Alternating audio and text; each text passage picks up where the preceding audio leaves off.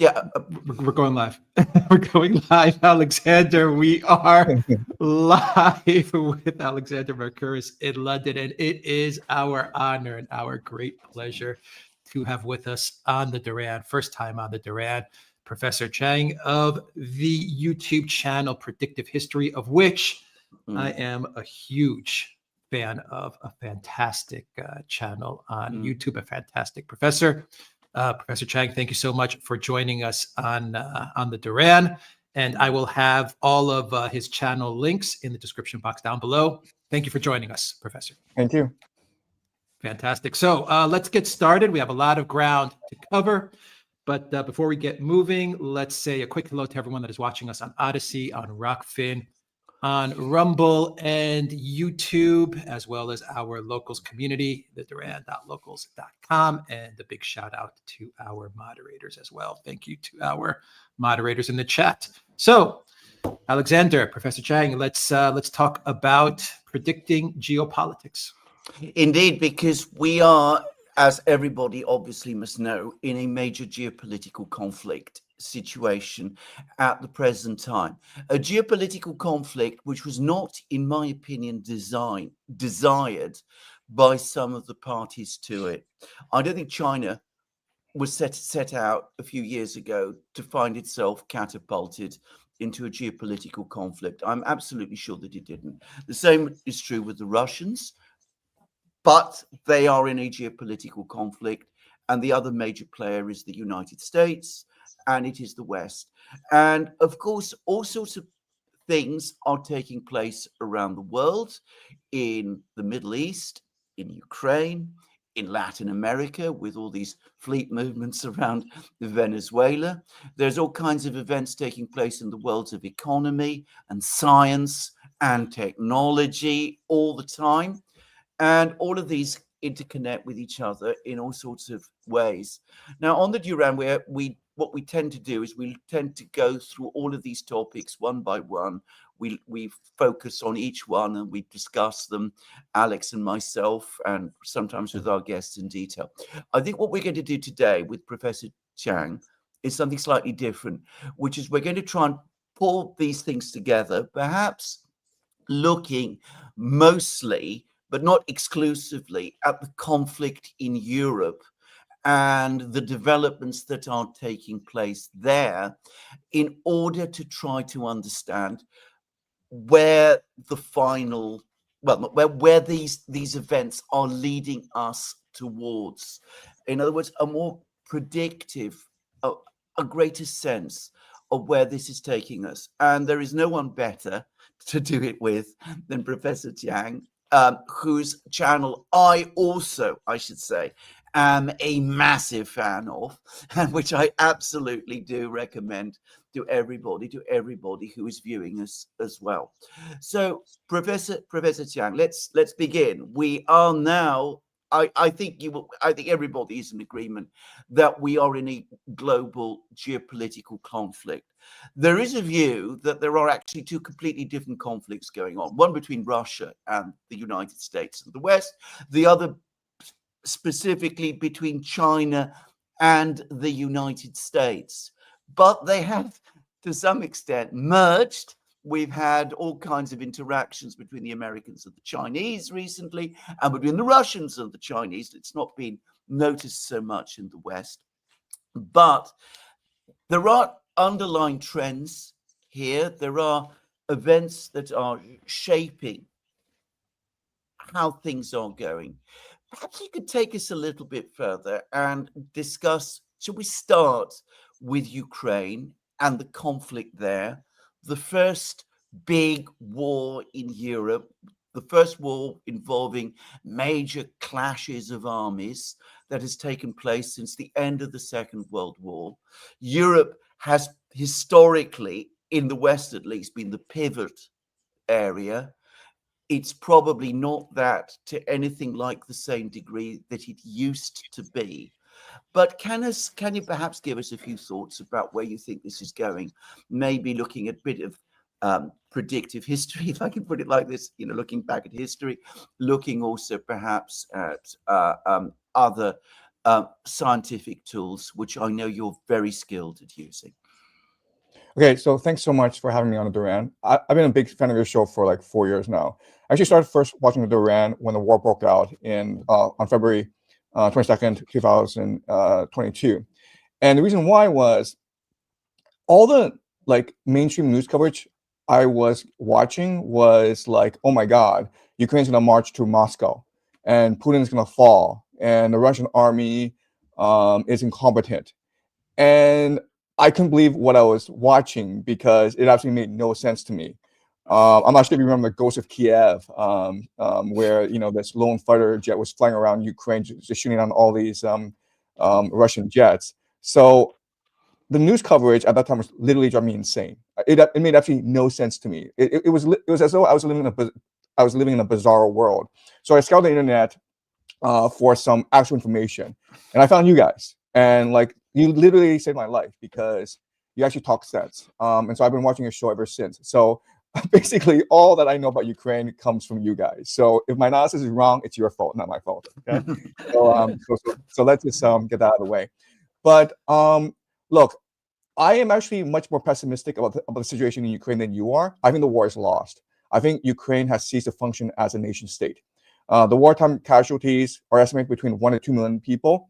And you got millions of Ukrainians who have fled overseas. If there's a peace treaty tomorrow, the Donbass would go to Russia. And the Donbass is the agricultural and industrial heartland of Ukraine. And so Ukraine would cease to function as a nation state. It would become a welfare state, a rump state that the Europeans would have to support. So I think the war is lost. If you just look at the situation on the front lines, the morale among Russian soldiers is extremely high. They've mastered drone warfare to an extent that no other nation can emulate. There's massive desertions among the Ukrainians. So the war is lost. But at the same time, if you just look at historical patterns, historical analogies, what you will understand is it's at this time that NATO will have no choice but to double down. NATO is going to have to come into the war. Why? Because they cannot accept the fact that they've lost. They can't go to the public and say, oh, we spent $hundreds of billions in Ukraine. We've lost a lot of weaponry. 4 years, Putin was offering peace all this time. And we said no. And oops, we made a mistake. Sorry. They can't do that because there will be a political revolution if they did do that. Zelensky can't back down now for the same reason that if the Ukrainians ever had a chance to take a full accounting of the devastating losses these past 4 years, there would be a violent revolution in Ukraine. So NATO is forced to double down. Also, we have to remember that NATO is heavily invested in Ukraine. I mean, like they've literally assumed that when the war is over, they'll have access to all of Ukraine's rare earth minerals, and that's part of their accounting. So, given what's happened, it's almost like you've walked in a casino and you lost $2 million, and the casino says to you, "Listen, we'll take 80%, and then you can just go home." Well, and then you're like, "I can't go home because I have to explain this to my wife. I can't explain this to my wife, so I'm gonna keep on, playing, gambling, even though it might cost me my life." So I know it sounds suicidal, but it's a very dire situation for NATO and for the Europeans and for Ukraine. Ukraine is no longer functional as a nation state. And if this war ever stops, then people will come to this recognition. So I think that the truth is being hidden from us.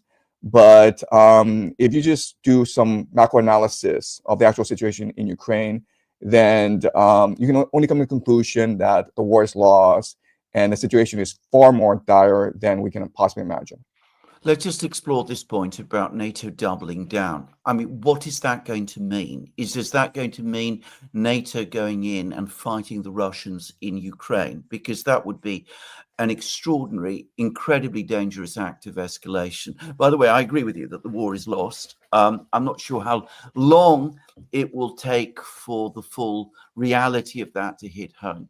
But let's focus on what NATO is going to do, because NATO going in and fighting the Russians is going to be a dramatic event, to put it mildly.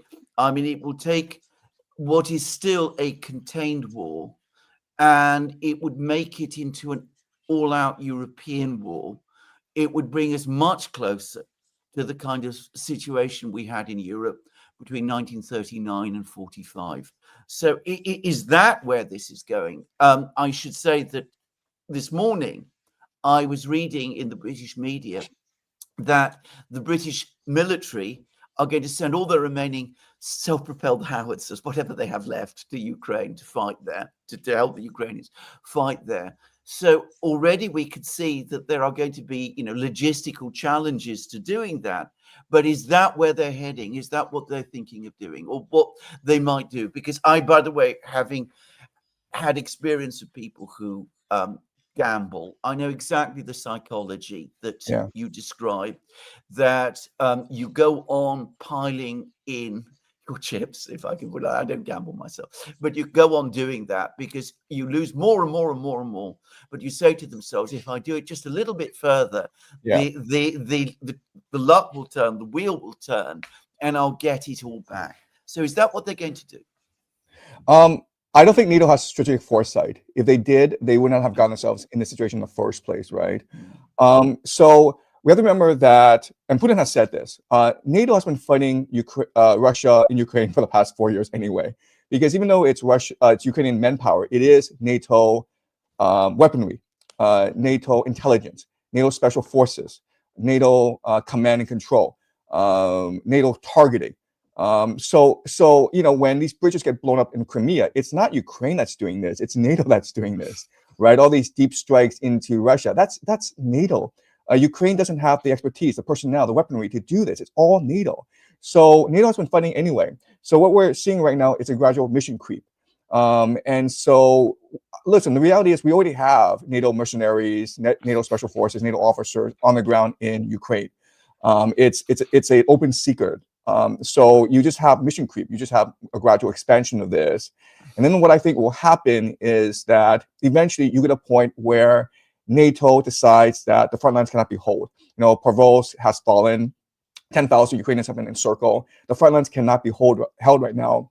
So what you do is you make Odessa your final stand. You make Odessa the Stalingrad of this war. And that's what I think the final battle will be. The issue for NATO right now is they don't have the manpower necessary to make a final stand. So eventually they'll be forced to have a draft. Romania has already discussed the possibility of drafting young men. This creates a problem for NATO because their governments are not very popular back in Europe. You have massive migration that is weakening the social contract, that is weakening social cohesion. It seems as though France and Britain are almost on the verge of civil war right now. So it's a very delicate situation for NATO. On one hand, they need to draft soldiers for this war in Ukraine that they cannot afford to lose. On the other hand, it's possible these soldiers mutiny at some point. So I don't think NATO knows what it's doing. I don't think NATO has a strategic plan moving forward. At the same time, it's a gambler's mentality where you're just forced to move in more and more chips, even though it's impossible to recover your losses right now. It's not just Romania that's talking of reintroducing the draft. Germany is doing the same, and I know Germany very well, and I know that the mood amongst young Germans is very, very hostile to that idea. And I do think that if there was an attempt to do that and to try and send young men from Europe to fight in Ukraine, I think there would be a very, very strong reaction, very much in the line with what you have suggested. Now, let's just look through this. The Europeans send troops to fight in Odessa. There is a Stalingrad type battle there. They're up against a much, much more experienced Russian army. Their troops are unwilling. There's probably major discontent and disaffection in Europe. It's not easy to see this battle being won against the Russians. It seems to me like a recipe for disaster if we ever get there. And what does the United States do in that situation? Right. So I think NATO is doing this because the United States is forcing it to do this. I think if it were up to Europeans, there would be no war. Remember, Germany relies on cheap Russian gas. This war does not benefit Europe in any way. In fact, you can make the argument that after 2014, the Europeans have basically been screwed over by the Americans, right? This is something that America is forcing upon NATO. And quite honestly, it doesn't really matter to America if NATO falls, right? Because it's all the way up in Europe. And this is why we're seeing such idiotic decision making, because for the Americans, it's like, who really cares? I mean, we decided to fight Russia to last Ukrainian. Now we're going to fight Russia to last European. Is there really a difference from our perspective? All we need to do is bog Russia down, and if this war keeps on dragging, there's a possibility that the Russian economy collapses. And in fact, Americans are absolutely confident that eventually the Russian economy will buckle under American sanctions, even though there's absolutely no evidence this is the case. In fact, we're seeing a resurgence in the Russian economy. But the problem in Washington D.C. is they are so removed from the actual reality and the consequences of this reality that they are making really silly decisions. I mean, like the idea is that, well, if you keep on fighting Russia and Ukraine, eventually Russia will tire itself out. But it's like saying to you, it's like saying, well, I'm going to box someone, and this person works out every day, but I won't work out because he'll work out every day and he'll just exhaust himself. So when the actual fight happens, I'll just knock him down because like I'm well rested, and like he's not. Okay, it's like this is American decision making has never ever been strategic, has never been clairvoyant. So I don't see America doing much in this situation.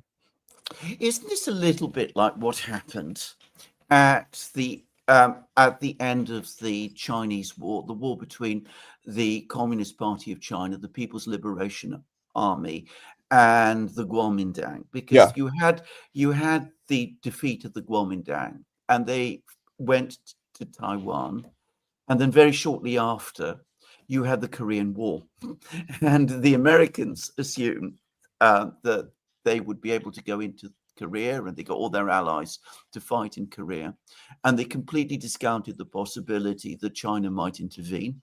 I've read this history. I know this history very, very well.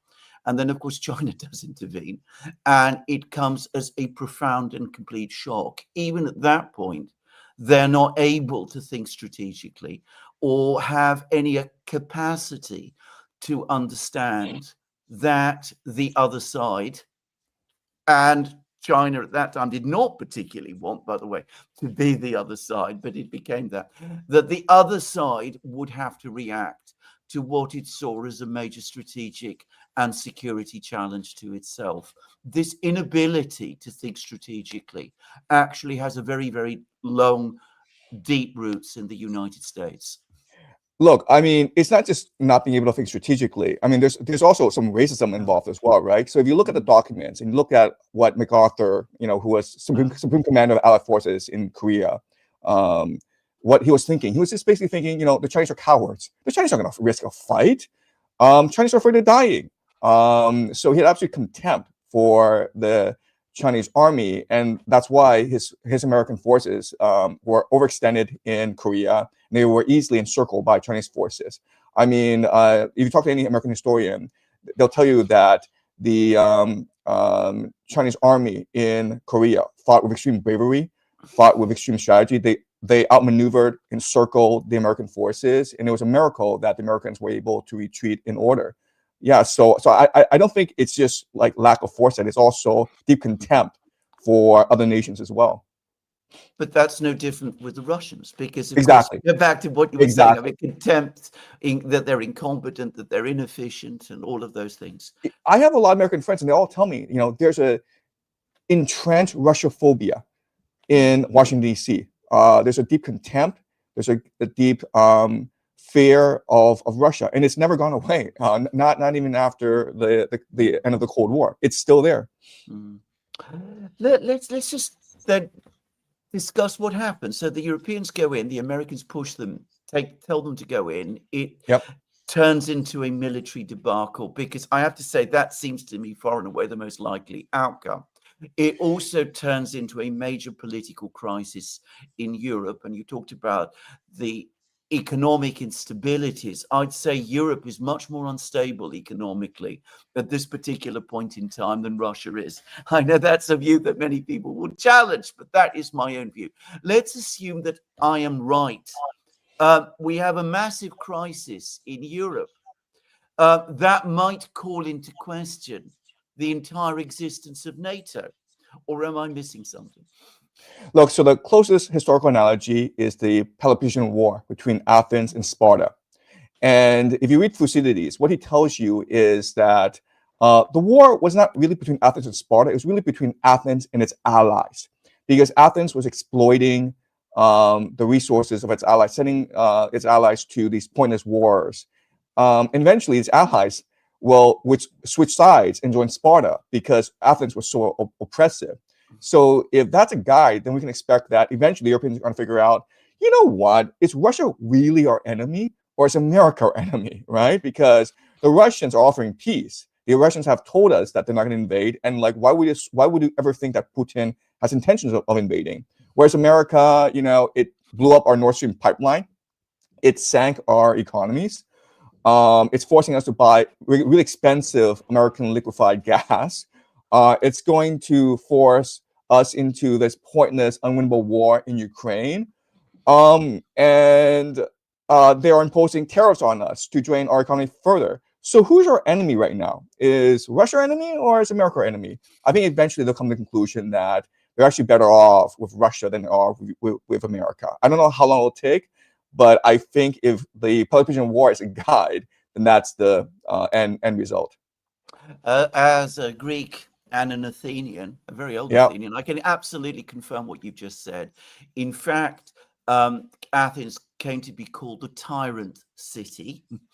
And when it was finally defeated, there was calls from Athens's former allies that the city be completely expunged from the earth. And it was the Spartans who said no. They actually spoke out against it. Okay, so we have a situation. Again, let's explore this. We have a situation where the European allies finally rebel, not under the present leadership, but under alternative leaderships, which is far from inconceivable, by the way. And we have a dramatic change in Europe's attitudes. Where does that leave the United States? Because I'm going to suggest something. I know a lot of Americans. John Mearsheimer is one, and he's somebody I know. I've come to know very well. He says that the United States doesn't need Europe. Europe is problematic place. I think that would be true if the United States were to follow a policy of peace and internal construction and development, but a United States that continues to be wedded to geopolitical ambitions, I mean, it will have lost its key allies. I mean, surely that will weaken it, not strengthen it. So go back to the Peloponnesian War, right? Remember that Athens was not only fighting enemies overseas, Sparta and Sicily, Syracuse. It was also fighting an internal civil war, right? So there was a coup d'état in Athens by the elite, and then there was a rebellion by sailors. So internal Athenian politics was just completely bonkers, right? You had people like Cleon, Alcibiades.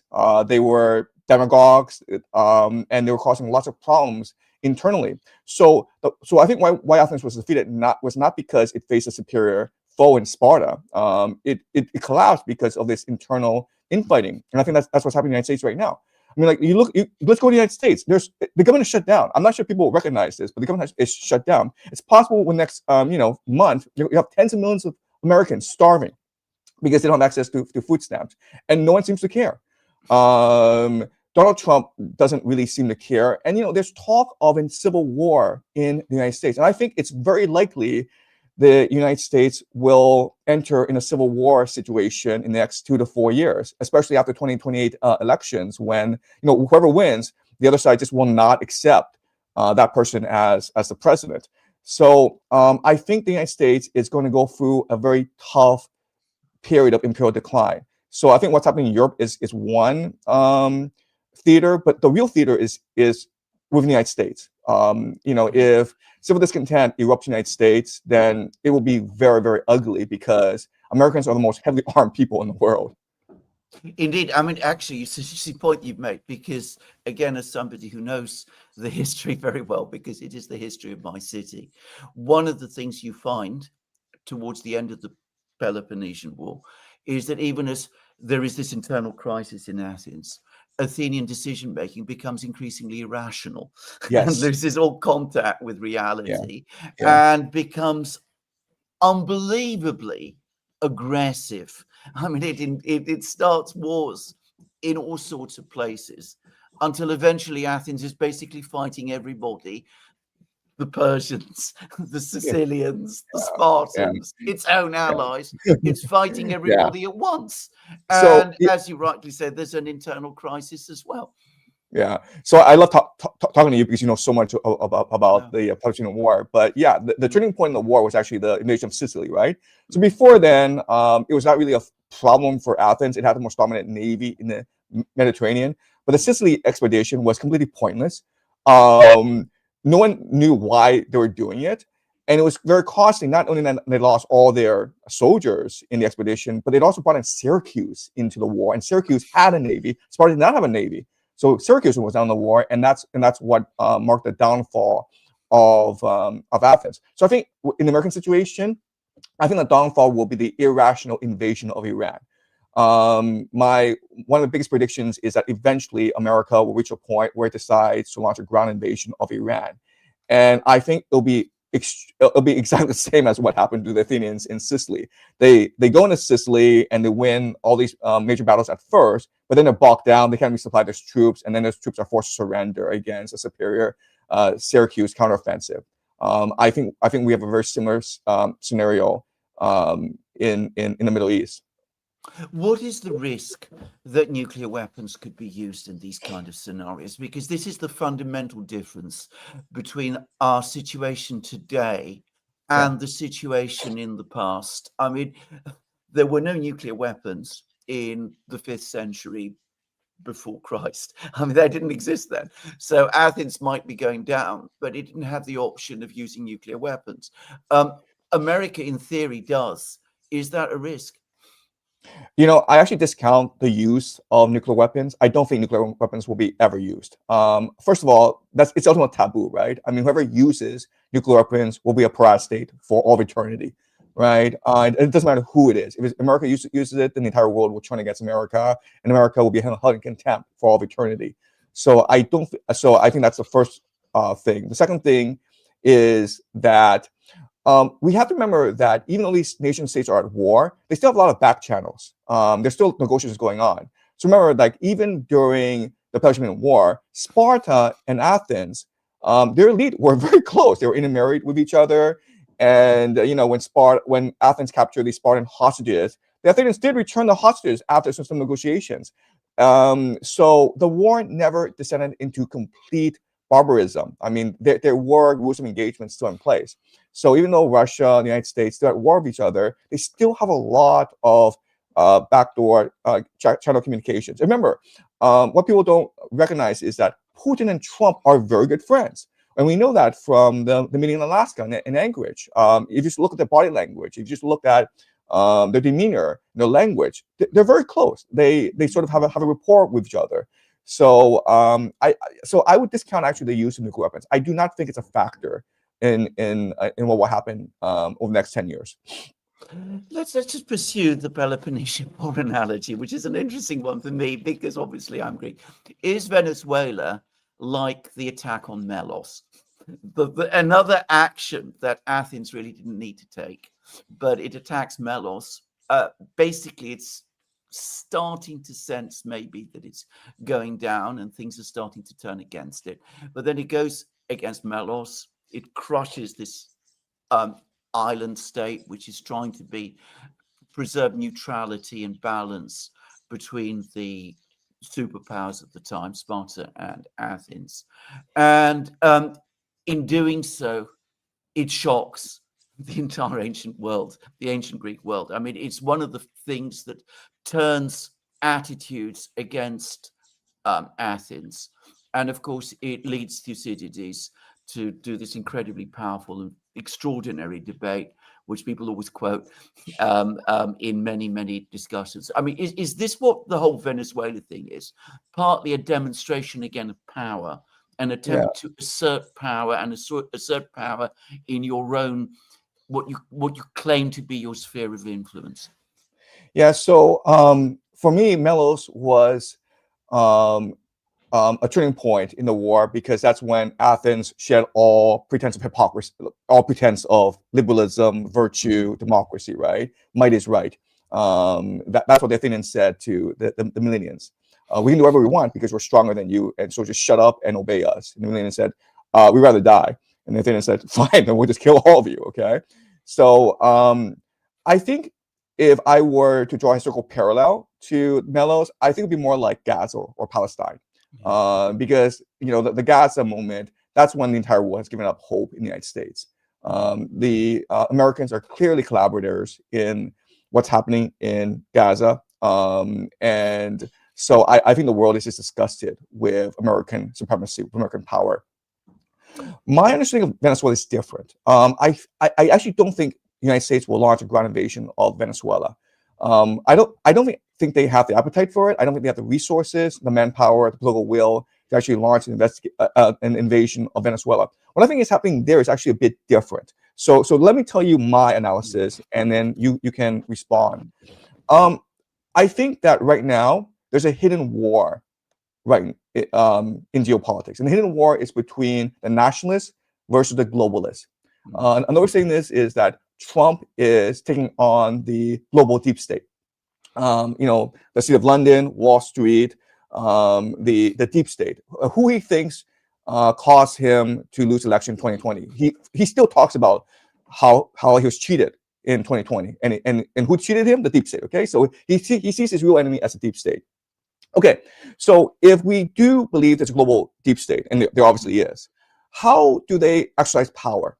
Well, they exercise power by controlling three ways of generating immense profits. Okay, the first is debt, okay, meaning finance and gambling. Okay, the second is through slavery, meaning prostitution, human trafficking.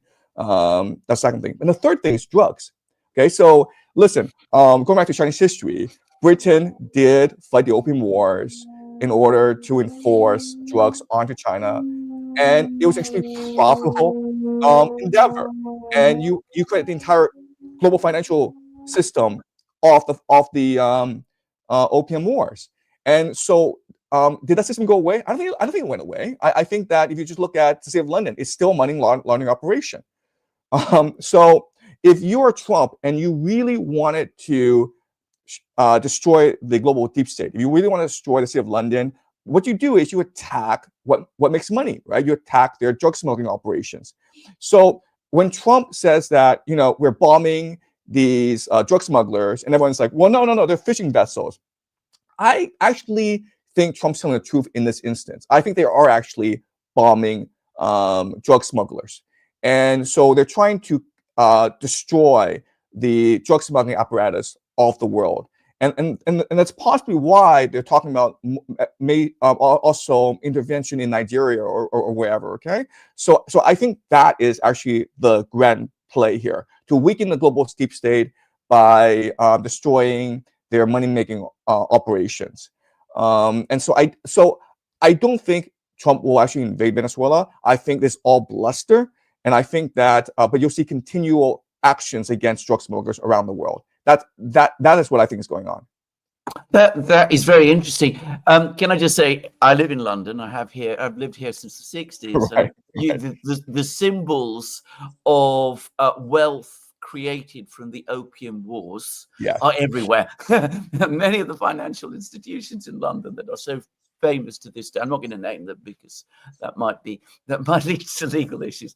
But if you go back into their prehistory or their early history, you will find that a lot of it does come from that, from what happened, the Opium Wars and the trade in opium in China, which of course people in China remember extremely well. The British don't remember it anything like as well, just to say.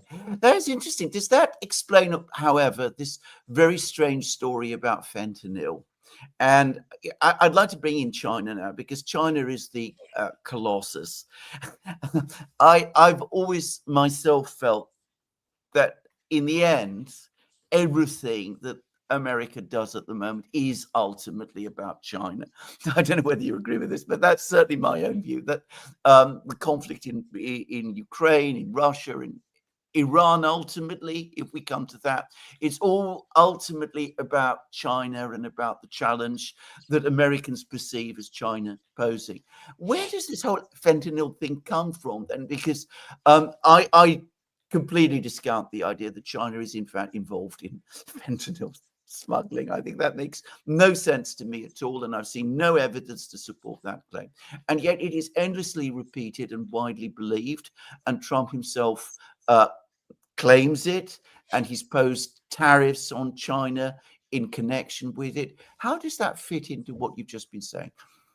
Yeah, so I think that the financial infrastructure you had for the opium wars is now underpinning all global drug trade, including fentanyl.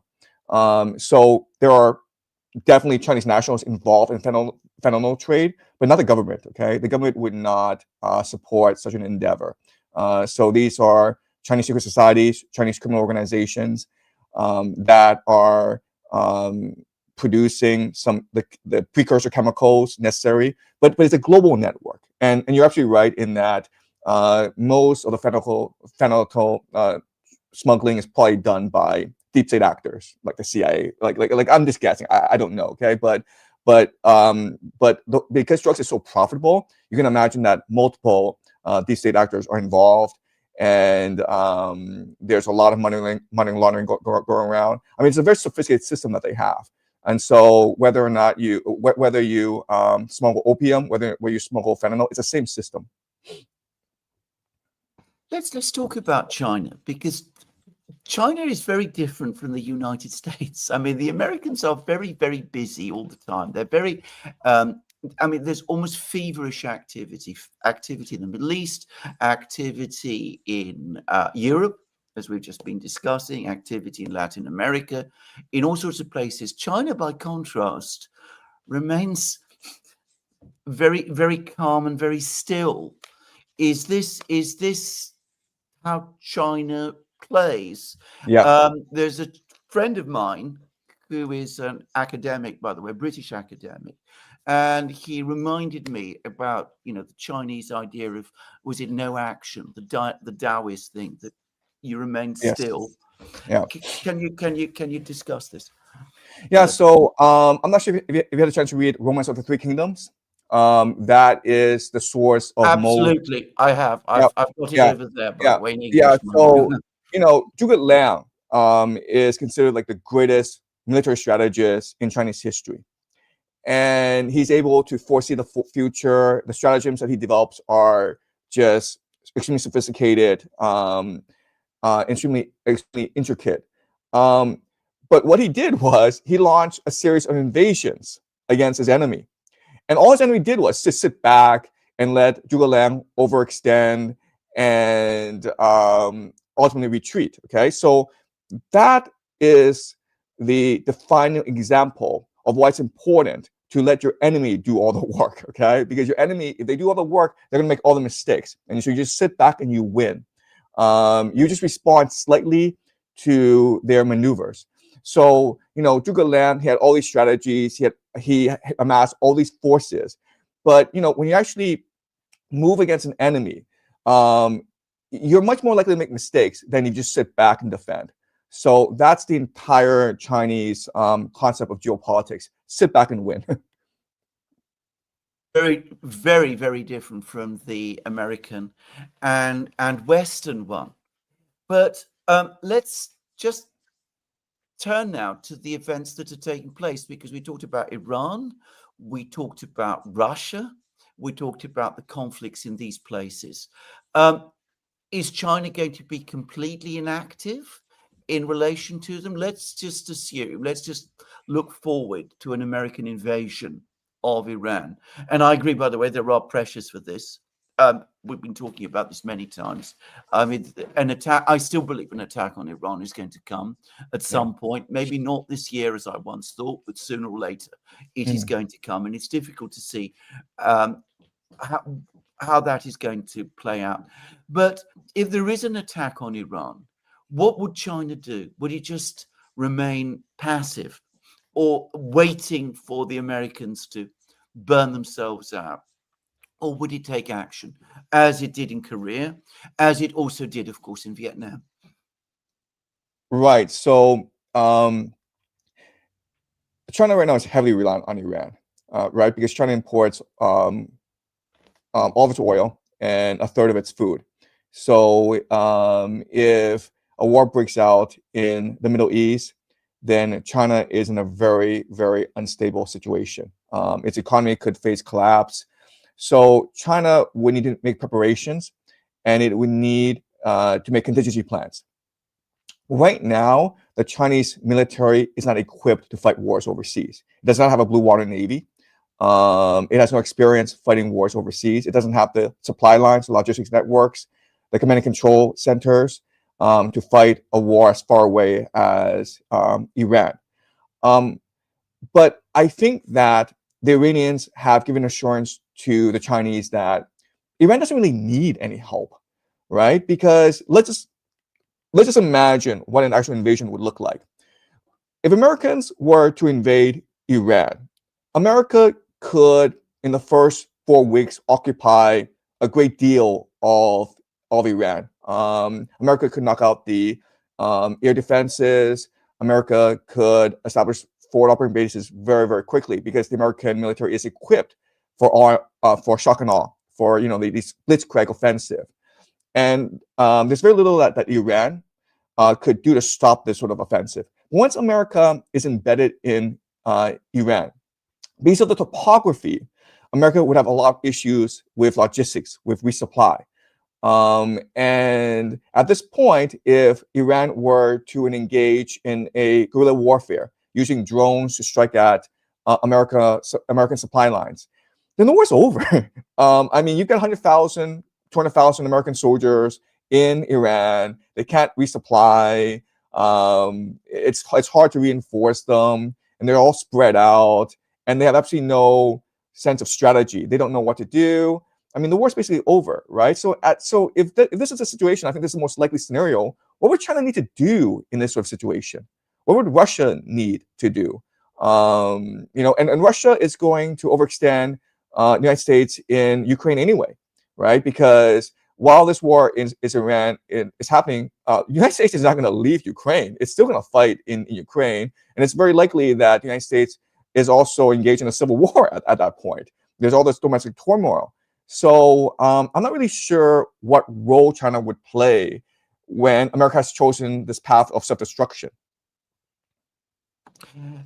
That's interesting because I know a little bit about Iranian history, and of course, this is an enormous country. I mean, again, I think people in the West underestimate the size of Iran and its complexity and the difficulty of its geography. And it's very, very mountainous. It's got great cities, but it's also a place where you could absolutely withdraw into the mountains. I mean, it's Afghanistan multiplied with enormously a much more sophisticated culture and a culture of resistance as well. Can I ask you about a discussion that grotesquely, comically incompetent European High Representative Kaja Kallas is supposed to have had with Wang Yi, who is China's foreign minister? This is basically derives from a story that appeared in the South China Morning Post, but I'm not sure how reliable it is. But it's been widely circulated and publicized in Europe, which is apparently Kaja Kallas is alleged to have told Wang Yi in apparently a difficult meeting that went on for hours and in which she lectured him about every conceivable thing, and in which even Wang Yi started apparently to become impatient over the course of the meeting. But anyway, she apparently asked him to put pressure on Russia to end the war in Ukraine on basically Western terms. And according to this claim that appears, Wang Yi responded that this is absolutely not what China is going to do, because doing that would simply set the scene for the West to come after China once they finished with Russia. Is this true? Or at least maybe, because we don't know. I mean, neither of us was there at the meeting.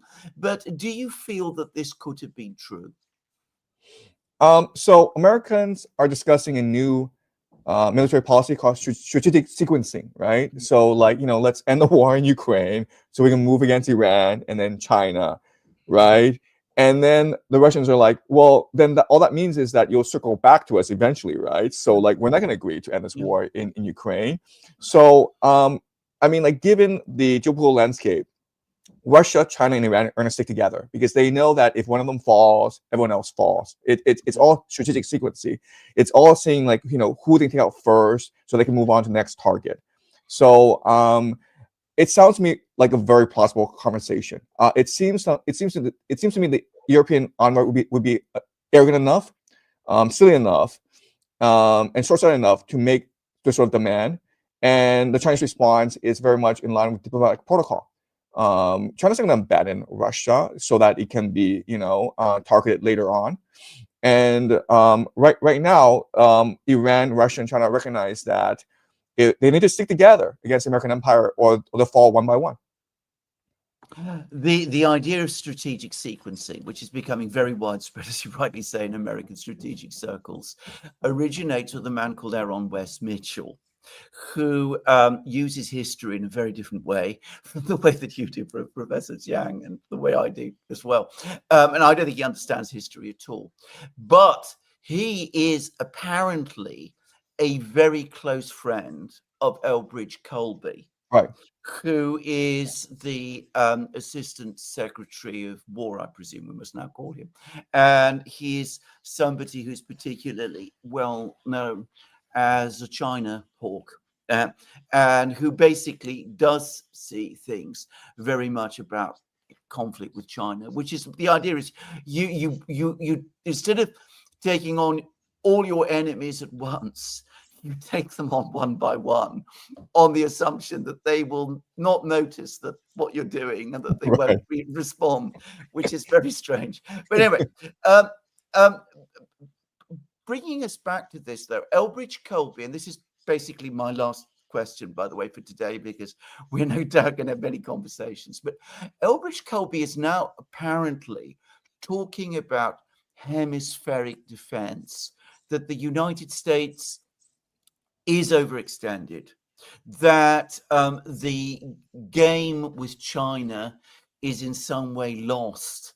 There's been a new report by the Rand Corporation, which talks about trying to get to some kind of understanding with China, and that the United States needs to concentrate instead on defense of its own hemisphere, its own sphere of influence, North America and South America. And we've had talk about, creating a new fleet, a special fleet with armored warships that are going to defend the hemisphere. Is there any prospect that that is indeed what the United States might do? I mean, it goes against all of the other trends that we are seeing for the United States to involve itself in lots of other places. Yeah, so my gut reaction is that they're going to throw a lot of things at the wall and nothing's going to stick. Because right now, the American military bureaucracy is not capable of pivoting, of reprioritizing. They're kind of stuck where they are, which is to fight wars everywhere without any strategic objectives. So it gets involved in these silly wars, can extricate itself, and then it doubles down. And that's been the situation for a long time. And they feel as though they succeeded because, remember, the American military-industrial complex is a very corrupt institution that leeches off the nation state. So Julian Assange said it best. The point is not to have successful wars. The point is to have never-ending wars.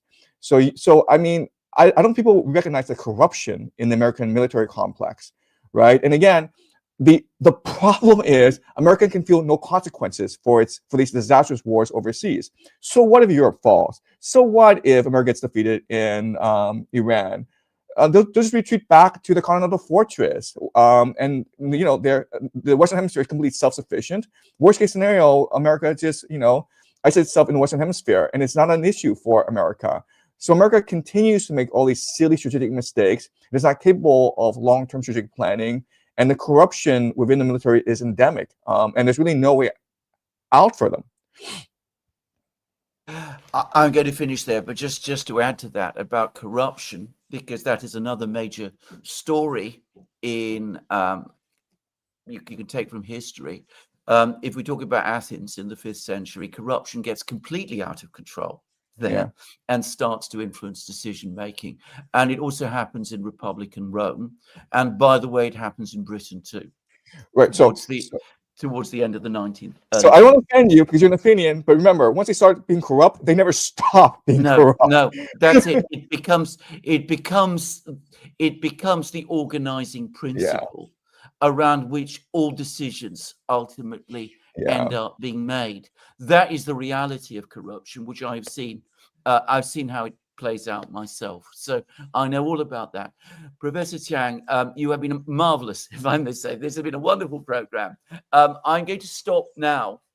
What we like to do when we have our conversations and the conversation between myself and yourself in this case, what we do is we allow a few minutes, about 15-20 minutes maybe, for some of our viewers to put comments. And Alex, I'm going to, if you're right with that. Absolutely, yeah. Thank you, Professor Jiang. Thank you. I've got the questions queued up. And on the corruption with Athens and with Greece, it never ends. It never ends. That's for sure. We notice it today. So from Sahewa 100, multipolarity can be given a super boost if India and China bury their differences and focus on trade and investment. Alas, respective media for animosity. So India and China burying their animosity. What do you think about that, Professor? Yeah, no, I think that it'd be wonderful if India and China were to come together. Unfortunately, there's a lot of historical animosity between the two. And also, there are some geopolitical realities that cannot be ignored. So, for example, the Tibetan Plateau provides fresh water to a lot of these Asian countries. And so there's always going to be some geopolitical rivalries between India and China. In fact, India would see China as the immediate geopolitical threat to itself. So I don't think that's something that can be papered over.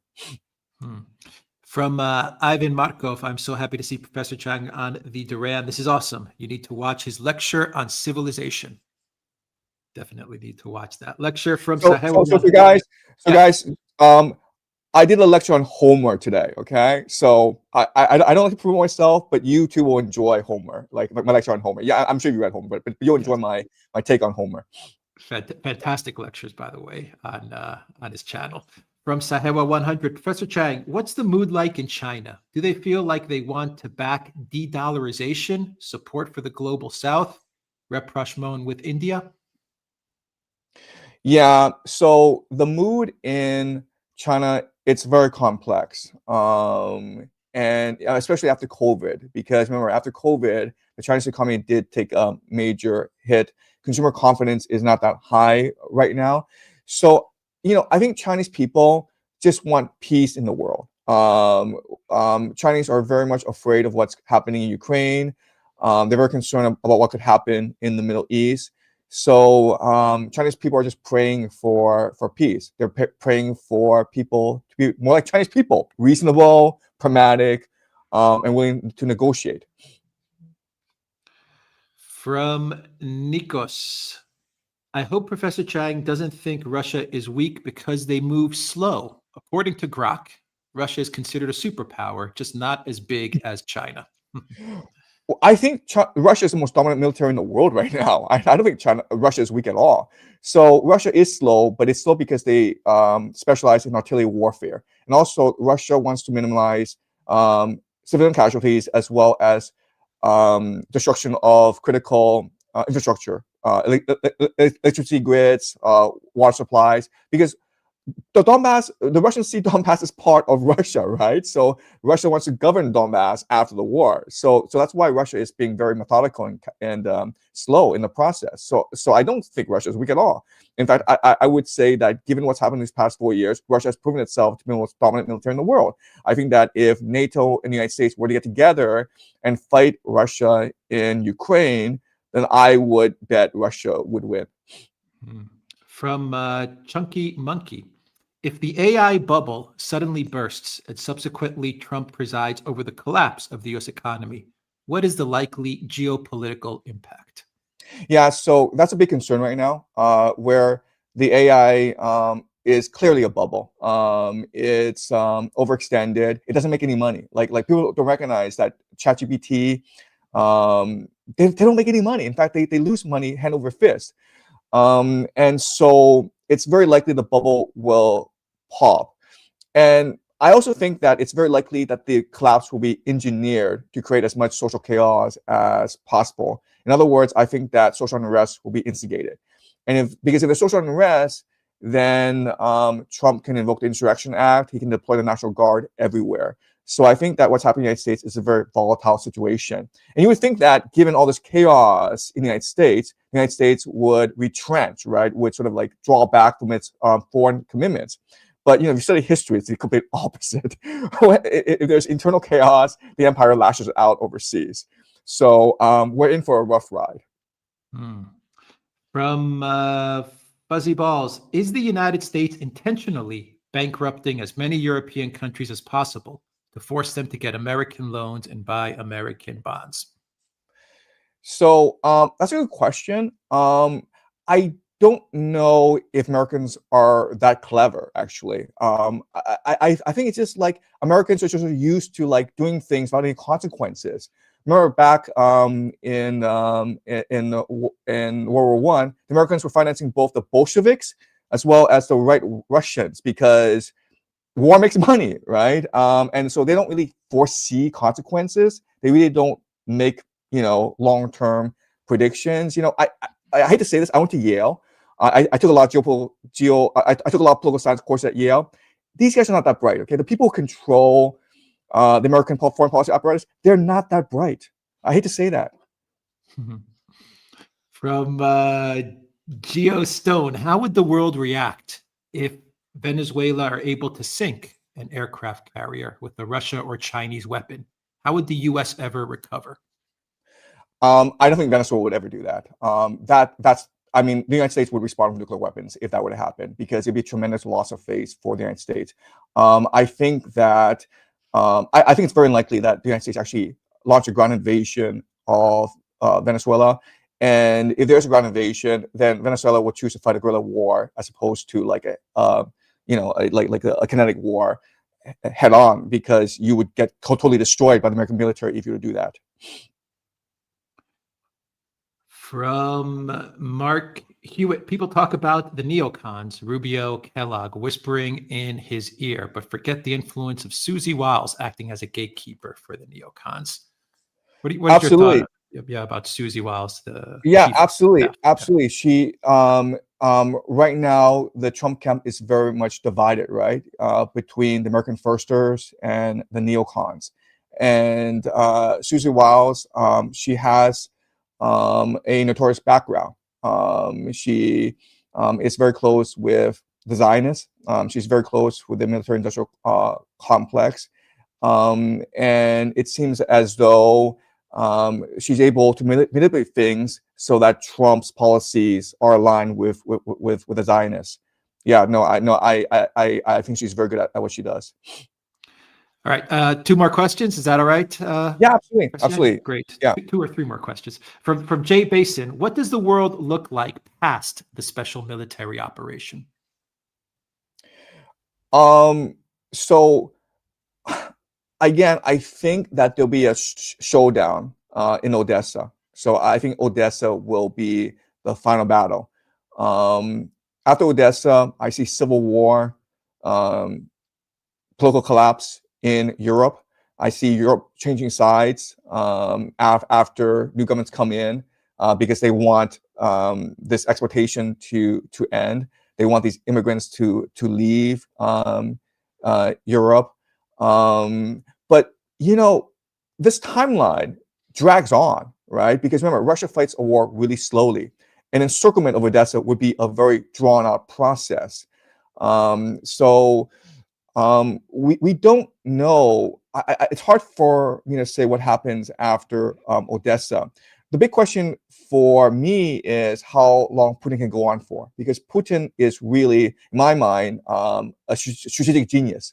He's able to foresee things far ahead. He's able to control major events. He's a force of stability in the world.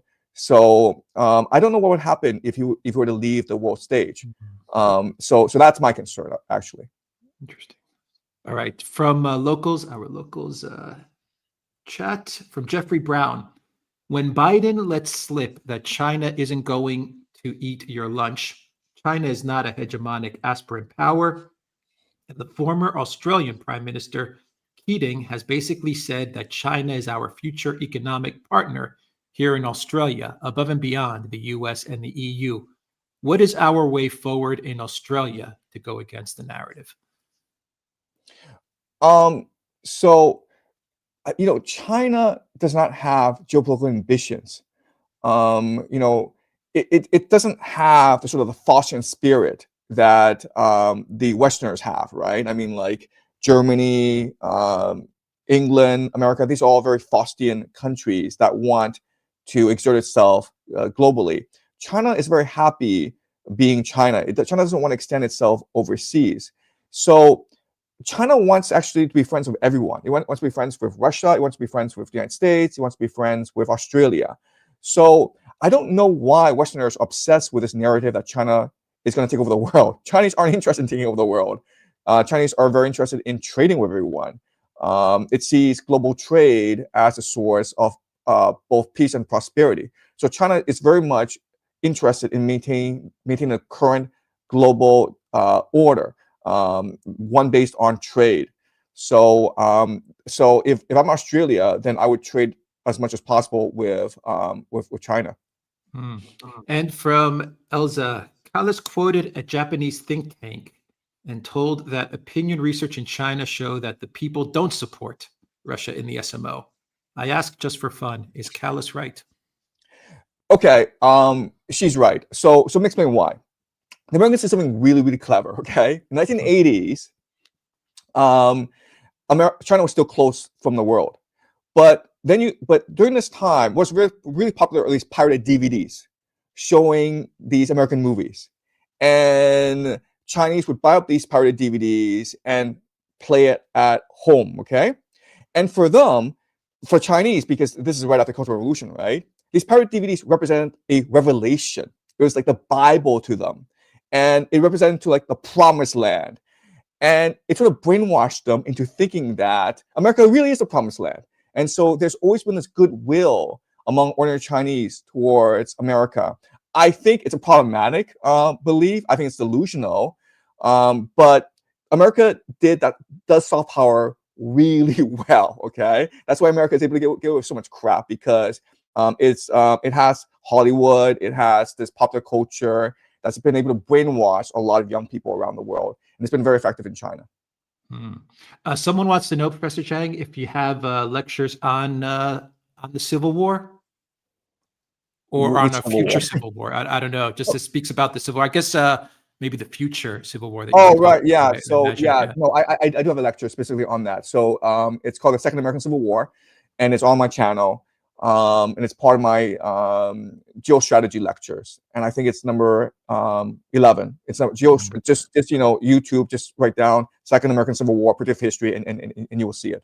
All right, and one last one from Iranian Kiddo, a common question: the Second Athenian League partially revived the Dalian League for one last time, but not for long, ending the wars between Athens and its allies once again.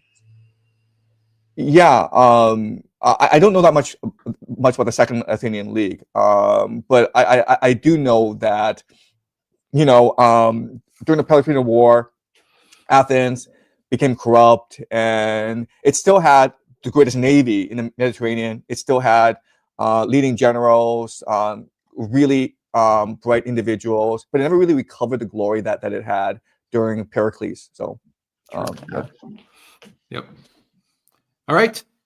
Alexander, anything Well, to add to that? Or? No, well, just I was that was a Athenian fantastic League. life. Yeah, the Athenian League. Yeah, it's the 4th century. It's after the defeat of Athens, when Sparta becomes brutal and tyrannical, and people feel that they have to come together around Athens again. Right. So it's part of that history, but it didn't last very long, and it caused all kinds of megalomania in Athens to come back, and led to the disasters of the later 4th century. But this is a long historical topic to discuss some other time. I just wanted to say this has been an amazing program, and I think we've all enjoyed it hugely. And I think we've also learned an awful lot. And Professor Jiang, let's do some more. Yeah, absolutely. It's been a lot of fun. I love talking about the Peloponnesian War. So to be able to talk it for this long, I'm very, very happy. That was a fantastic live. Thank you so much for joining us. Predictive History, everybody, is the channel. It is in the description box down below. I will also add it as a pinned comment as well. Thank you, Professor Jiang, for joining us on the Duran. Thank you. Thank you. Take care.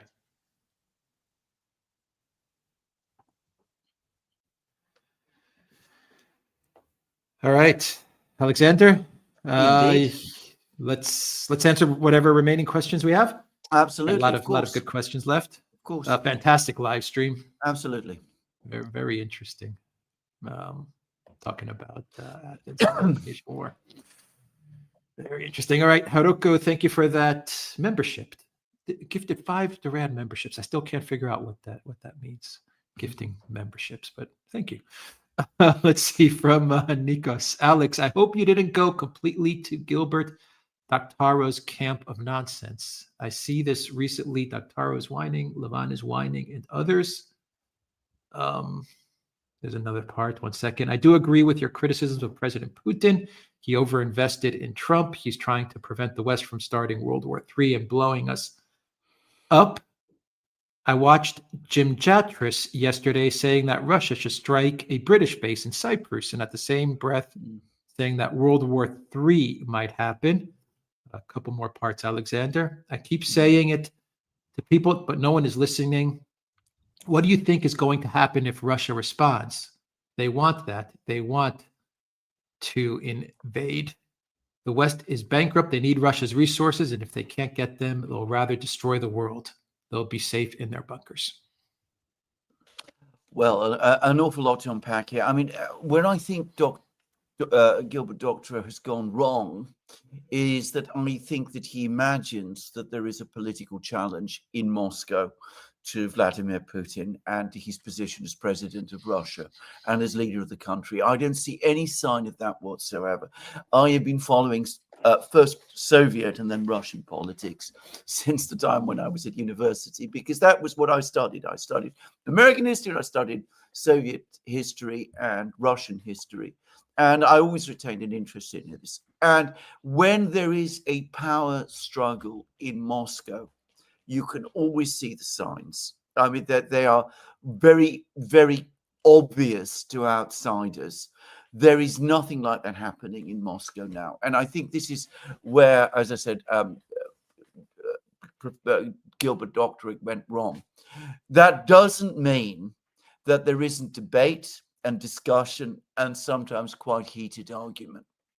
And I think there was a lot of arguments last summer ahead of the Alaska summit meeting between Putin and Trump. I think a lot of people in Moscow were saying to Putin, this meeting has not been prepared properly. We're already making concessions in advance of any commitments from the Americans, and we shouldn't be doing that. And I think as the weeks and months passed after Alaska, those arguments gained force in Moscow, and I think they're now pretty much in the ascendant. So I think we're past that period, actually. Now, just to say this, yesterday there was another meeting of the Security Council in Moscow, and we've had quite a lot of information about it. And it was very interesting because all of the big people were there, all the heavy hitters, apart from Lavrov for some reason. I think he's away. But anyway, all of the heavy hitters were there. Medvedev, Shoigu, Belousov, all of them. And they were all talking about nuclear testing. Gerasimov was there. They were all talking about nuclear testing. And the point was, we don't understand what the Americans are up to. We don't understand whether we're supposed to take these comments of Trump seriously or not. But the consensus that everybody, including Putin, came to is that we can't disregard this. We've learned now our lesson that if the Americans start talking in this belligerent and confrontational way, it is likely to lead to something. And the Russians took a first major step towards preparing for the possibility of the resumption of nuclear tests. So I think this debate has been resolved. And it was very interesting to see how Putin handled the entire discussion, because he didn't at any point talk about diplomatic outreach, my friend Donald, any of that sort of thing. There was no hint of it in this discussion yesterday. So I think we now have a consensus that has developed in Moscow, essentially, if you like, within the people who won the argument are the hardliners. And I think this is now, if I can call them hardliners, the realists perhaps, or the skeptics maybe might be the best word of all. They've won. I think even Putin has come round to this, and the Russians have made it absolutely clear after that meeting yesterday that if there is a resumption of nuclear testing by the United States, Russia will be there. It will resume testing itself, and that will be the end of any possibility of any kind of détente or rapprochement or return to nuclear arms control between the Russian and American superpowers. This is a topic which Alex and I are definitely going to discuss in more detail in a more dedicated program. We touched upon this in a video last week as well, Alexander, and how a lot of Trump's moves are there to emulate, to mimic what Reagan did during the Cold War. Yes. In the belief that this is going to bankrupt Russia, another nuclear type of arms race is going to bankrupt Russia. Yes. Exactly. Yeah. Exactly. Which is, by the way, a misunderstanding, a misjudgment of what Reagan was actually doing. As people who worked with Reagan, people like Chas Freeman, the ambassador whose name I've just forgotten, the one who was in Moscow at that time, and people who actually worked with Reagan are constantly trying to explain and point out that Reagan did not seek confrontation with Moscow in the way that people think he did. On the contrary, he always wanted to work finally towards peace agreements with the Russians, and that the end of the Cold War was successfully negotiated on that basis. Yeah. Nico says, so either Russia will absorb the blows, faith in Putin will diminish, and he'll be replaced by another guy willing to respond, or he responds himself. Either option leads to nuclear war. But go ahead, push back on everything I said. It's not like we are dealing with sociopaths that say this openly. I don't think so. I think what will happen, again, I don't think that the demand in Moscow was for Russia to start taking very aggressive steps on the battle, against the United States, blowing up carriers and attacking bases in Cyprus and doing those kind of things. I think the point that the argument was much more calibrated.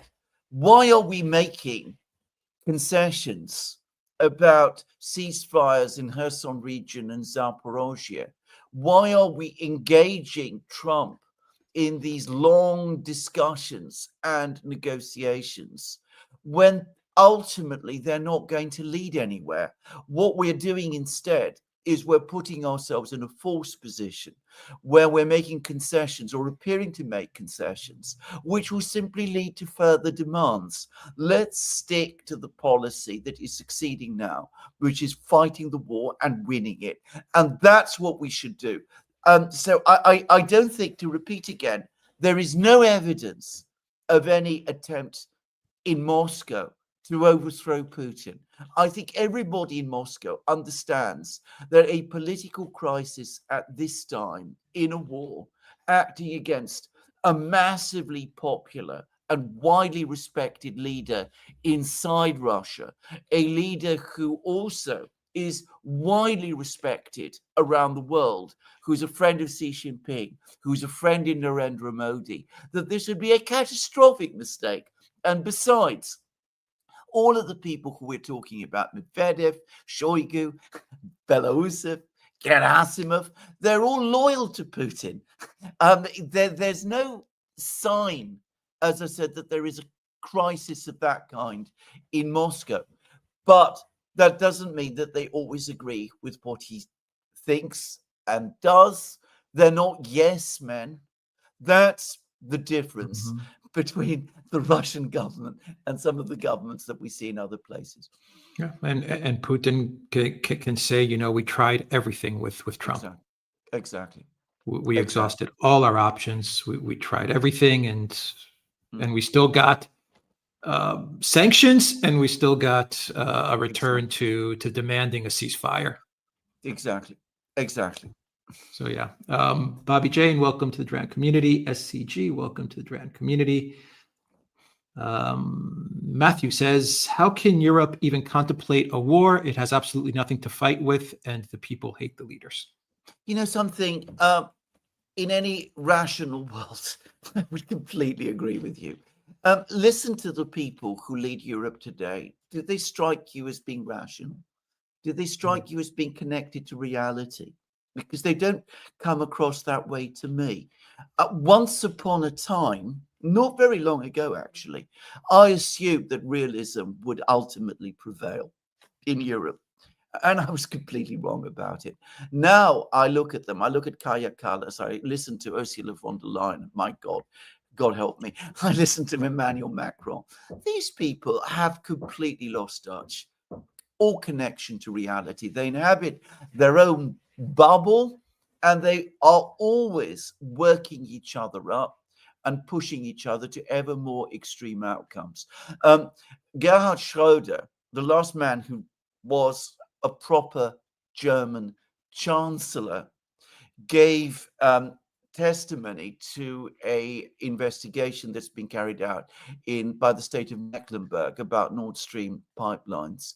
And I haven't watched it, but I've managed to get quite a lot of indications about what happened.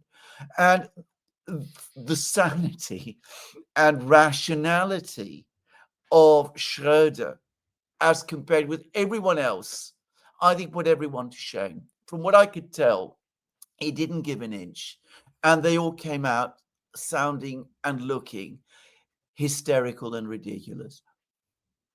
Sanjeva says 2 thumbs up for Alex and Alexander. Thank you, Sanjeva, for that. Jungle Jin says, is predictive history based on or related in concept to Isaac Asimov's idea of psycho history from his Foundation series? Best place to find out more? I suppose so. I mean, I think Asimov, if I have to be frank, took it much too far. I think that he probably took the view that, you know, you can actually look at the past and assume that what happened in the past is also going to happen again. There's a very, very famous novel in English novel, which the very first line is that the past is another country. People do things differently there. And I think that's something one always has to remember. We are not 5th century Athenians, but we can nonetheless learn a lot from what 5th century Athenians did. Aqueduct 1907 says, Alex, please invite Simon Dixon. He has the most insightful and comprehensive view of world geopolitics that I've heard in the last 4 years. Eye-opener and a big aha moment. Okay, good. Yeah, yes. Definitely. Thank you for that recommendation. Gonzo420, welcome to the Durant community. Chunky Monkey says, is it plausible that Putin is a billionaire? No, I can tell you for an absolute fact that he isn't. And I can say this conclusively because about a couple of years ago, I actually did a massive investigation of my own, trying to get to the bottom of how rich a man Putin really is. And I came to the conclusion that he's not rich at all. Zizi Karayanis, thank you for that super sticker. From Matthew, will the Russians respond to storm shadows outside of Ukraine? Well, I don't know, possibly, but I mean, we'll see what will happen, and we will see what the United States actually does. I mean, you mustn't put any reliance on anything that Trump says, but for the moment, he seems to be veering against missile strikes against Russia. I think Putin gave him a very, very strong warning about this, and for the moment, at least, he seems to be heeding it. Miriana, thank you for that super sticker. From Gonzo420, stellar show. From Jai Basan, is it possible that Trump will face criminal charges for the extrajudicial killings as it has come to light 2 people survived the attack? How could the U.S. attack be anything other than terrorism? Upside world sucks. I know a lot of people are talking about this, including some people in the military. I don't myself believe it's ever going to happen. I mean, if we're talking about criminal prosecutions in the United States against politicians, they are invariably based on with the kind of things that we have seen. They're reflections of political struggles within the United States. I think that the political class in the United States will never prosecute one of its own, even someone like Trump, because of violence committed overseas. It's never going to happen. Eric Hatchett, thank you for that super chat. Chunky Monkey says, why does Alex call Zelensky? Because he banned the Z. That's why. Indeed. He banned the Z way back in the beginning of the SMO. He banned the letter Z. Mark Hewitt says, after Mamdani's win, do you expect an exodus from New York? How would that affect the U.S. long term? Well, who knows? I, by the way, am very underwhelmed by Mamdani. I've listened to him. I don't think he's going to amount to very much, actually. I don't think he's going to change very much. He's going to make things worse in New York. Of that, I'm confident, by the way. I don't think he's somebody who's going to be very interested in doing much that will really improve the situation in New York at all. And I don't think he'll be there very long. The mistake people will make is if they react to him in such a way that it makes him look like a more important and national figure than he properly or truly is. That's my own view about them. Which they already are. Which they already are. I mean, they're already making that. They can't help themselves. Yeah, they can't help themselves. Fuzzy Ball says, of course, the United States is not going to invade Venezuela with 16,000 troops after they gave Russia, China, and Iran a 30-day heads up so they could send weapons and defense systems and set up a defense. I wouldn't be so sure. From Jim, is Poseidon a game changer? Yes, it is. I actually had an email from somebody who is somebody who has knowledge about these things, and this person thinks that Poseidon is an even bigger changer, a much bigger changer than the Bureaucracy is. So apparently it's untrackable and effectively indestructible, and there is no obvious counter to it. Jungle Jin says Trump will not be prosecuted for actions as president, as the SCOTUS has given blanket indemnity to presidential actions. Well, there you go. Jamila says the United States is a leader in killing Christians around the world, but now Trump cares about Nigeria. Please speak about it. Thank you, Alexander and Alex. Well, I think we need to discuss the whole situation in Africa altogether. But you're absolutely correct about this. I mean, in the sense that the United States has this unbelievably selective approach to human rights violations. So Christian communities across the Middle East, as we know, have been absolutely annihilated. They've been destroyed in Iraq, For example, the Assyrian church, I mean, it's been driven out of existence. Nobody seems to care. Suddenly we discover the plight of Christians in Nigeria. We discover persecution of Christians when it suits us. Mr. J4616 says, this is the equivalent of seeing my favorite cartoon character in another cartoon that I liked as a kid. Thanks, you all. Thank you for that. Let's see. Nico says, and since you are talking about China today, they and India are hypocrites. They play it tough now while they condemned the SMO and stopped buying oil. Well, I don't think they have stopped buying oil. I mean, first of all, I mean, if we're talking about China, China and Russia just had a major economic summit. Of course, it's received absolutely no attention. I mean, you get anonymous comments appearing in Bloomberg about how Chinese refiners are not buying Russian oil. And the meeting between the Russian Prime Minister in Beijing, leading a huge economic delegation, and the Chinese President Xi Jinping, that gets no attention at all. I mean, it's a good example, if you like, of the extraordinarily distorted news flow that, as I said, these anonymous things from who knows whom get attention, and a major economic summit gets none.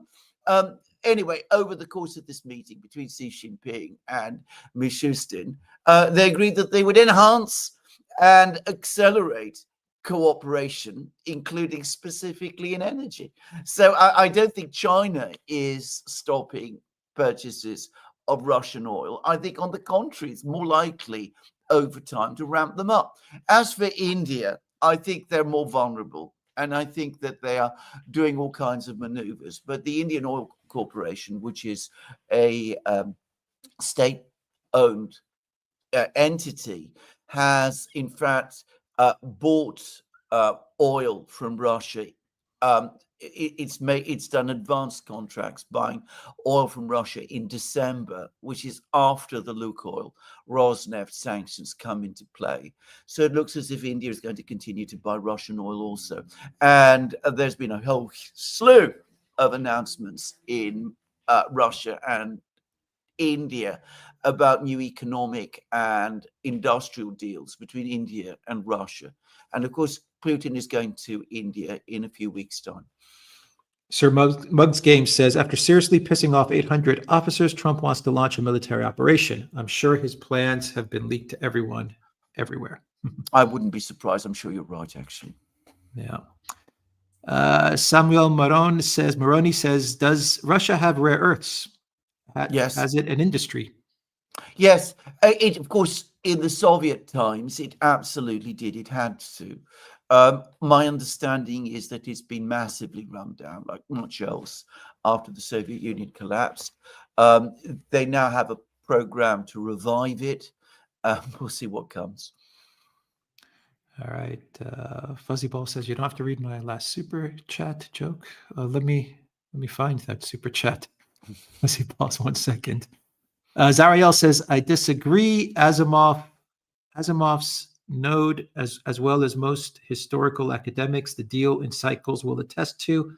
It's not predictive or psychological. It's just what it is, cycles. Even the Bible quotes nothing new under the sun. Oh, sure enough. Nothing new under the sun, indeed. But as I said, where I think people can sometimes go wrong is if they make it a little bit too much like a sort of statistical science. And there I think you need to be a little careful. But that's not what Professor Jiang does, by the way, just to make that clear. Klaus says, the Russians fear a false flag, where the Ukrainians, together with NATO, are creating a new Chernobyl in Zaporozhye. What do you think? I think that's absolutely right. But the Russians have been extremely on top of the possibility of false flags from very early on in the special military operation. They warned about them many times. Nico says, who would have thought we'll have a communist mayor in New York, but instead of the hammer and sickle, he wears the pride flag like a true neo-Marxist? Well, he can't be a communist because he also says that he's a Muslim. And Islam and communism, at least of the Marxist-Leninist variety, are completely incompatible with each other. I simply make this point because I think we should use words like communist and indeed Marxist. I think we should use them correctly. He is a socialist of an extremely threadbare kind, as far as I'm concerned. Having, as I said, once been that myself, I should know. He's a rapper too. He's a rapper as well, exactly. Monty. He's clearly a leftist. I mean, of that there is no dispute at all. But I mean, he's the kind of leftism that he's going to engage in is going to be absolutely chaotic, utterly destructive, and it's going to discredit leftism even further in the United States, including amongst the people of New York, just to say. Monty 1054 says, yes, the American military industrial complex is corrupt, but why is that so? Is it because it's become the American rentier class's main cash cow? Yes, I think so. I think also there is something else, and here I'm going to say something which I suspect some people might disagree with, but I think that another reason is that the American military industrial complex was grafted onto an American polity that really wasn't structured for it. I mean, America was not about a 19th and early 20th century America was not about having military industrial complexes or even large militaries. I mean, if you go back into the early 19th century, they were all about militias in those days. So America has never really had the culture to do big arms production on a continuous basis, not just, for war like the Second World War, but, as an institution of the United States, a permanent institution of the United States. That was never really what it was shaped for. Fuzzy Balls, I think I found the chat that you're referring to. It's the one with Dick Cheney. Okay, I will pass over that chat, and it is a good good joke. Let's see. John Ski says, if Taiwan belongs to China, then Cuba belongs to the USA. The Falklands belong to Argentina, and Cyprus belongs to Turkey. Well, I'm not going to get into a discussion of this, but why do you say that? I mean, when has Cuba ever been part of the USA? I mean, when has Falklands? I mean, I'm not sure about Falklands. I'm not going to get into that, but Cuba has never, as far as I know, been a part of the USA until the 1890s. Taiwan was absolutely part of China, and I don't think that's contested actually. And the government of Taiwan still claims, by the way, officially, that it is the actual government of China. Just so. Gonzo 420, thank you for that super chat. John Ski says Cheney and McCain are embracing in the underworld. Okay. Probably. Iranian Kiddo says Macedonia garrison was stationed there for a few years, and Athens permanently lost its navy and had to return Samos to the exiled Samians. You're completely right. You have a profound knowledge of ancient history. I've said this before, Iranian Kiddo. I am very, very impressed. As somebody who was brought up in it, I am extremely impressed. Nikos says, what do you think is the solution? Do you think with his recent interviews and actions, President Putin is respected again? Will the descent continue? I think he's always been respected. As I said, I mean, any political system that has the ability to conduct dissent, to have a conversation with itself and even an argument, and then come to a consensus and a decision is a healthy system. A system where everybody is obliged always to agree with everybody is a system that is certain to decay. I don't think this should be taken as a sign of crisis. It's a sign, on the contrary, that government in Moscow works an awful lot better than government in any Western country at the present time. Jungle Jin says, speaking of Africa, Biafra is re-emerging as a major issue in Nigeria. Interesting.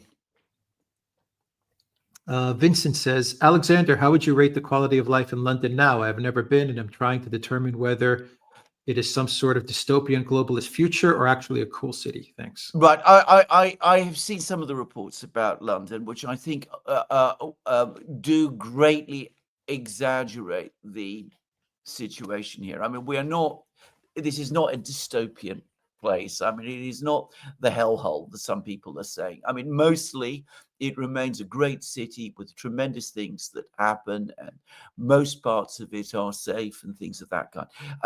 And I do want to say that. I mean, it's still a great city.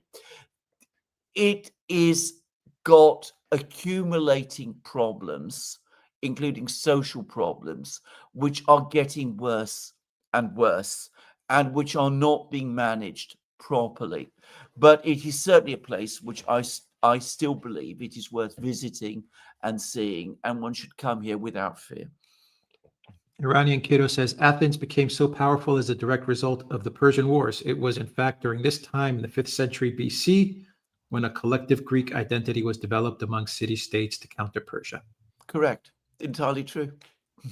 Sir Muggs Game says, Trump is America's Zelensky, TV actor elected for peace, but winds up extorting friend and foe for money, money, money. 2 peas in a pod. Unfortunately, those parallels have some weight behind them that you're making. Chunky Monkey says, why did Ukraine's terrorist attacks stop? Have they? Have they stopped? I mean, I'm not aware that they've stopped. As far as I'm aware, they continue. Just about 2 weeks ago, Zelensky gave instructions that they should be intensified. I mean, what might have changed is that the Russians might be more successful in countering them. And I have heard reports about this, but I don't get the sense that there's been any change in policy or direction on the part of Ukraine, or at least the Zelensky government. Iranian Kiddo says, taxes collected from city-state made Athens extremely wealthy.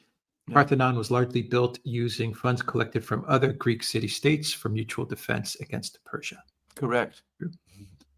Nikos says, I do research in Grok like the multipolar superpowers. I found out that Greece is the 6th most stressed and depressed nation in 2025. How do we live? Oh, dear. Well, I haven't been to Greece for 2 years now. Alex knows it better than me, I suppose. How do we live? It's a good question, Nikos.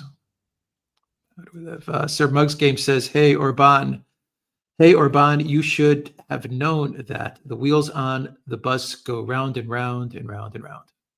Well, I have to say, one of the most ruthless and cynical things that I've seen over the last couple of weeks is this way in which Trump has thrown Orban under a bus. I mean, it appalls me, actually.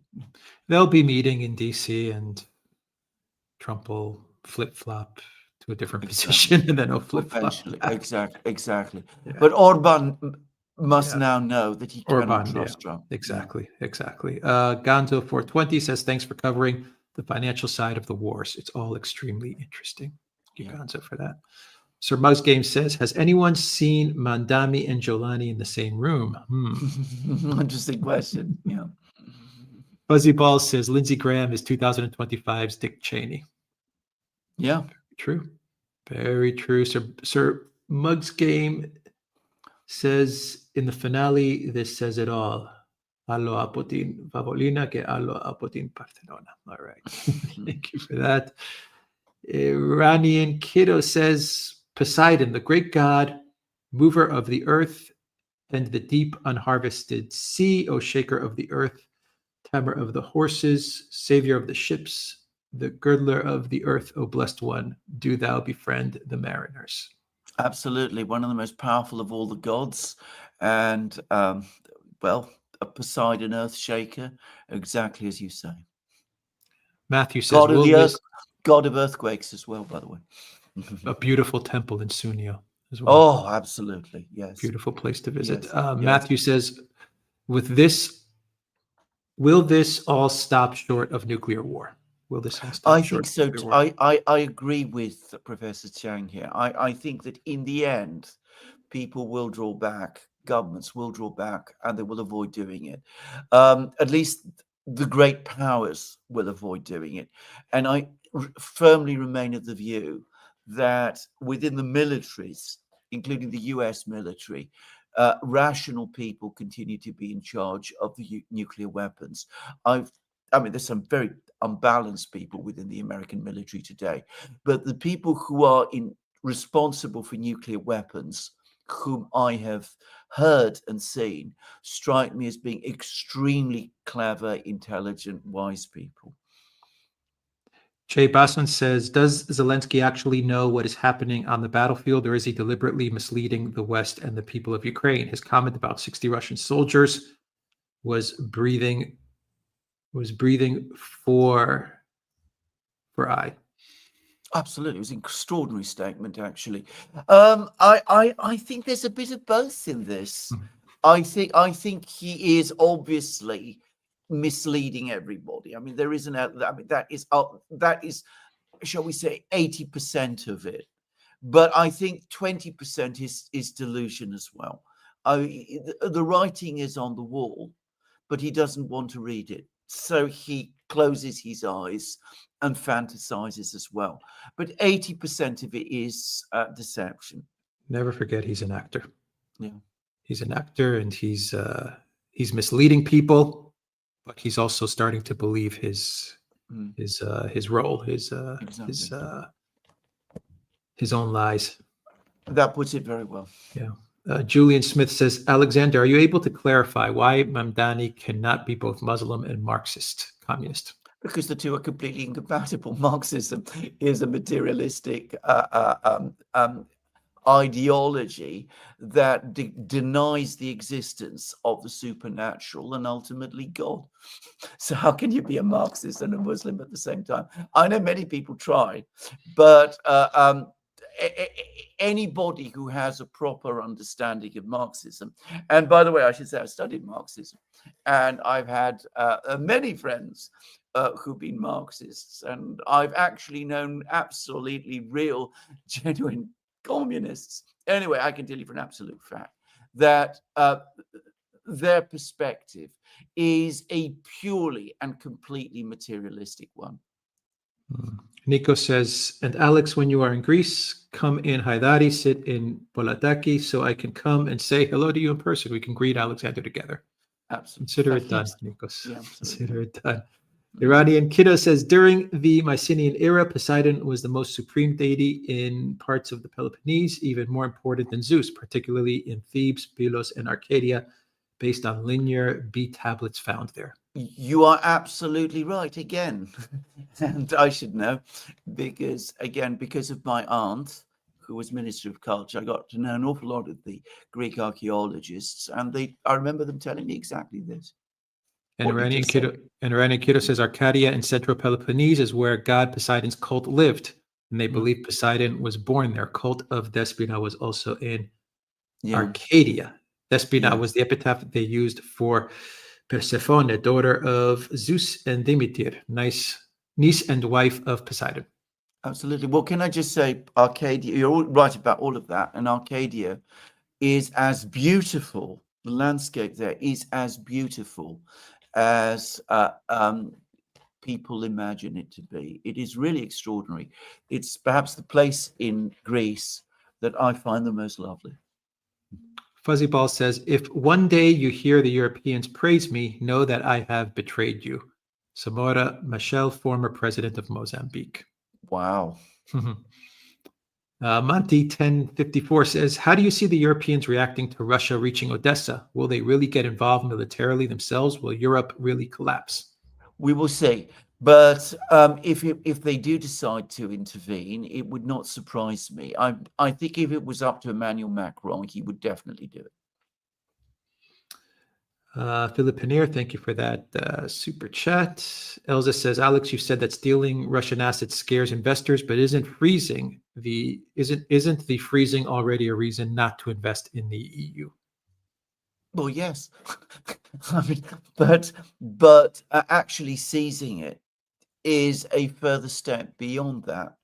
And if you start doing that, if you are actually confiscating, outright stealing people's assets, then that is a further crossing of an even brighter red line. And I think that will shake and alarm people around the world. Apparently, Saudi Arabia is constantly telling the Europeans, don't even think of doing this thing. And it is having an effect, apparently. I mean, it's one of the reasons why France, which has many Saudi investments, has up to now opposed this thing. Yeah. Iranian Kiddo says, theory is that the Dorians migrated south to the Peloponnese in the late Bronze Age, led to the Greek Dark Age. Mountainous Arcadia held out against the Spartans, who were of Dorian origin. They preserved their Mycenaean culture for longer. Yes, there is a lot here. I have to say there is a lot of argument and debate amongst the archaeologists about what really did take place and whether there ever was a Dorian invasion. I'm not going to pretend I know this, so I'm going to give a pass to this part of your discussion. And Iranian Kiddo says Cypriot Greek dialect is believed to be closely related to ancient Arcadian dialect. Yes, I've heard that too. It's a particularly ancient dialect, very ancient indeed. And on that note, Alexander, I think we've got all the questions answered. And that was a great live stream. Well, absolutely was. Final thoughts? Well, it was a phenomenal live stream, and what an erudite one. And a different from the ones we do, but also very closely related to the kind of discussions we have. Absolutely. All right. So I have Professor Jiang's information in the description box down below. I will also add his channel information as a pinned comment. I definitely recommend everyone follow Predictive History, which is a fantastic channel. Thank you to everyone that watched us on Odyssey, on Rockfin, Rumble, YouTube, and a big shout out to our locals community, the duran.locals.com. You can also find us on Substack as well. Alexander is writing articles exclusive to Substack and to locals. So definitely check out those articles from Alexander. Hopefully I can also put together some articles in the future, but all the videos also go up on both those communities. So that's it. We should get back to work, Alexander, and put out some videos, huh? Thank you to our moderators as well, by the way. Thank you to Harry and Zariel and Peter and Reckless Abandon as well. I think I got the moderators for today. I hope I got all the moderators for today. For some reason, my chat is not scrolling, so I can't see everybody in the moderator list. Let's put up some videos, Alexander. Indeed so. Two more. From Sir Mug's game, to be fair to Trump, I think he always pulls the rug from under Rear Admiral Lindsey Graham. Thank you for your service, Senator. And Iranian Kiddo says, coincidentally, the first Hellenic polytheist temple in 1700 years opened in Arcadia just this past March. This news truly made me happy. Oh, goodness. Okay, I didn't know about this. And Alexander Dirge says, time flies. Yes, it does. It certainly does. And from Iranian Kiddo, the Dorian invasion theory is now dismissed, but historians now believe Dorians simply settled there. Right, okay. As I say, I'm not an expert on this at all. That is too close to archaeology and not close enough to the kind of literary records-based history with which I'm more familiar. All right. Thank you, everybody. Take care. Take care.